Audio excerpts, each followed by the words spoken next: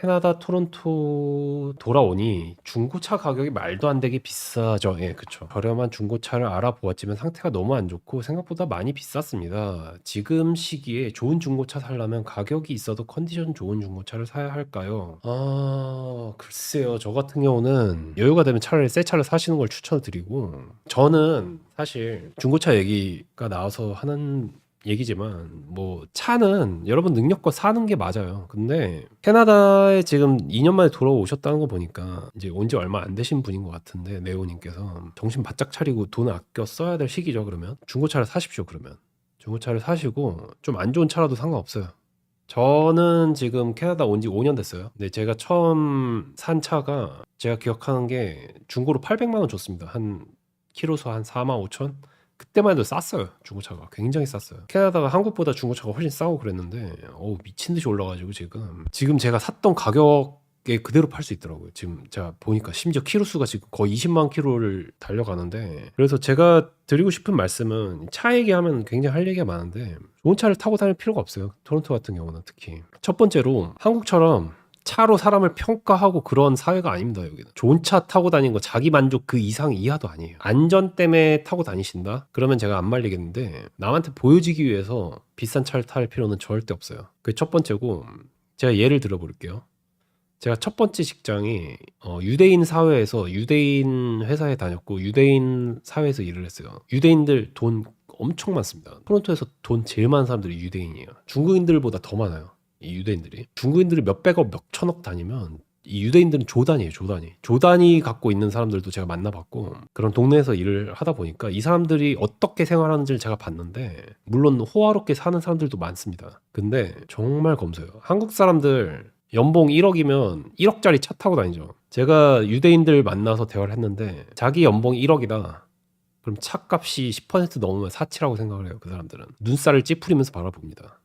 저 사람 뭔데 저렇게 비싼 차 타고 다녀요? 이렇게 쳐다보는 사람들도 있어요. 물론 약간 꼰대들이죠. 뭐 자기가 좋은 거 타고 다니고 싶으면 타고 다니면 되는 건데. 근데 중요한 거는 돈이 진짜 많은 사람은 상관없겠지만 처음부터 현금이 많아요. 그러면은 상관없는데, 캐나다 처음 왔고 정착을 하는 단계잖아요. 거기다가 나이가 어려. 뭐 예를 들어서 내가 지금 은퇴를 앞두고 있고 50대, 60대면 비싼 차 타고 다닐만 하겠지만, 젊을 때 이렇게 싼 차를 타고 다니면 그걸로 할 수 있는 돈이 정말 많아요. 정말. 저 같은 경우는 예를 하나 들어볼게요. 제가 갖고 있는 집이 있는데 이 집을 담보로 이제 다른 집을 하나 더 살라고 생각을 하고 있어요. 콘도를 하나 분양을 받으려고 생각하고 있는데, 근데 이게 가능해요. 근데 그 돈이 얼마 드냐? 한국이랑 많이 다르죠. 부동산 이 계약 문화가. 정말 적은 돈으로도 가능합니다. 예를 들어서 차 한 대 값이면 당장 콘도를 계약할 수 있어요. 맘만 먹으면. 집을 담보로 나중에 클로징 할지언정. 나중에 완전히 클로징 할 때 모기지 나올 때는 이제 그때는 월세를 주든 뭘 하면 이제 세입자가 제 집을 제가 은퇴할 때쯤 되면 사주는 게 되겠죠. 그런 기회가 있는 이 나라인데, 정말 5%의 다운 페이먼트만 있어도 집을 살 수 있는데, 물론 직업에 따라서 대출 나올 수 있는 한도는 많이 이제 다르겠지만, 지금같이 금리가 높은 시기에는 조금 대출받기 어려울 수는 있겠지만 한국보다는 훨씬 쉽단 말이에요. 그래서 제가 토론토에서 좋은 차를 몰 필요가 전혀 없다고 생각을 하는 거예요. 저도 연봉 얼마인지 까지는 않겠지만, 여기서 저는 저 자신이 돈을 한국 가서 내가 이 돈을 받을 수 있을까, 이 일을 하고 그런 정도로 벌고는 있는데 절대 사치를 안 해요. 저도 제가 지금 타고 다니는 차 한국에서 타고 다니면 깔볼걸요. 저를 왜 저딴 차를 타고 다녀라고 생각을. 저 지금 아직도 수동기어 타고 다니고 그 흔한 스크린 하나도 없는, 후방 센서도 없는 차 타고 다닙니다. 근데 누가 욕하는 사람 아무도 없어요. 수리될 때 되면 오히려 그런 차들이 수리비도 저렴하죠. 제가 수리를 옛날에는 다 했는데 지금은 좀 맡기는 편인데 수리비조차도 싸요. 그런 차들 20만 킬로 30만 킬로 아무 문제 없이 탑니다. 그러니까 너무 비싼 차 타려고 하지 마세요. 나중에 가족이 많이 생기고 그러면 뭐 고려는 해 보실 수는 있겠지만, 저는 제가 아까 말씀드린 그 유대인 사회에서 들었던 얘기, 연봉이 10%를 넘어? 네 차가? 그거는 사치야. 명심하면서 다니고 있습니다. 저는 아직도.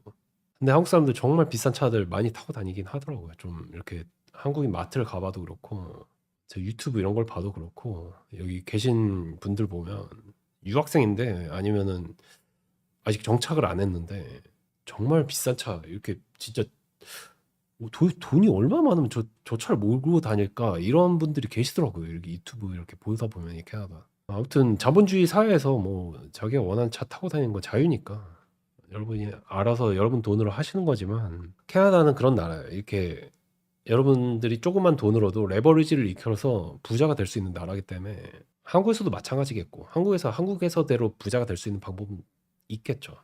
여기도 마찬가지입니다. 검소함을 잊으면 노후가 불행해져요. 그거는 저는 제 신념이고 누구나 다 그렇게 생각한다고 생각합니다. 저는 영어 회화학원에서 백인만 고집하는 한국인들, 비원어민 사람들 생각나는 게 많은데 제 옛날에 친구가 하나 있었어요. 이 말레이시아 친구가 있었는데 캐나다에. 그러니까 말레이시아 백그라운드인데 캐나다에서 나오고 자란 친구예요. 영어를 엄청 잘하죠. 제가 아는 사람 중에 영어를 제일 잘해요. 그 사람이. 뭘 잘하냐? 라이팅. 책을 뭐 거의 한 일주일에 한 권 보고 뭐 그런 친구였는데 제가 그 친구한테 영어를 되게 많이 배웠습니다. 근데 그 친구가 한국이 좋아서 한국에 갔었대요. 근데 한국에 가니까 교환학생으로 갔는데 처음에 기회가 돼서 이렇게 영어 원어민 강사로 이렇게 지원을 한 거죠. 근데 다 떨어지는 거야. 지원하는 데마다. 자기 친구들은 다 되는데. 왜 떨어지지? 나 학벌도 좋고 영어도 잘하고. 이유가 뭐였냐? 나중에 그 어학원에서 다 얘기를 해줬는데 죄송하지만 저희는 백인만 받습니다. 학부형들이 백인이 아니면 좀 얘기가 나와서 죄송합니다. 이런 얘기를 했대요. 근데 생각을 해보세요. 이 친구는 한국이 좋아서 한국에 가서 여기서 영어 가르치면 되게 좋겠다. 그런 생각을 했을 텐데 갔더니 학교랑 어학원에서 백인이 아니라고 걷어찬 거예요. 그게 대한민국이에요. 참 제가 쪽팔리더라고요.